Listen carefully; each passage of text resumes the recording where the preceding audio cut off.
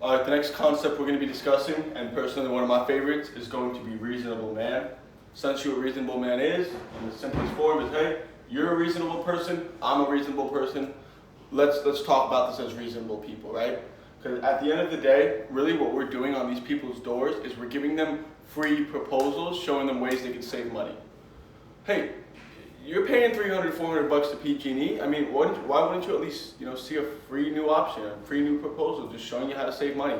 It never hurts just to see what your options are.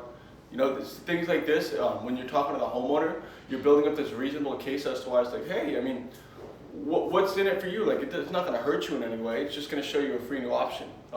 Essentially what we're doing in Reasonable Man, and the way to use it most effectively, is you want to build up this huge case full of positives as to why they should do it, and then you just end it with a reasonable man where it's like, hey, we're not really asking for much. So it's like, yeah, John, you mean to tell me you've looked into solar before, but it never really made too much sense because you didn't want to take out that loan. Now you're stuck paying $300, $400 a month to PG&E, and you're telling me if I came and I'm showing you this new proposal now where you can get the panels that you always wanted without having to spend a single dollar out of pocket and cut your PG&E bill almost in half, you wouldn't at least look into the option, You wouldn't even get a free proposal just showing you how to save that money.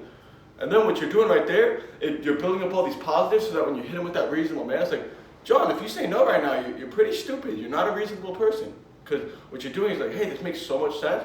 And then all we're doing is just giving you a free proposal. If you're a reasonable guy, I'm a reasonable guy, you would do it, right? Because it's a free proposal. Essentially what you want them to do is make it so that if they say no, then they're not a reasonable person. When you build up this case, and it's almost like, yeah, you wanted to go solar before, but you didn't want to take out a huge loan. You're paying a whole bunch to PG&E. You still like the idea of solar, but you just didn't want to spend any money on it. Now I come to you with a way to give you solar, save you a whole bunch of money, and it's free. It's no money out of pocket, and you wouldn't at least look into it. Like, 15 minutes of your time for a new option that you've never had before, right, John? That makes sense, And then if he says no, I'm like, how does that not make sense? It's a free out, So that's essentially what you're trying to do to these homeowners here.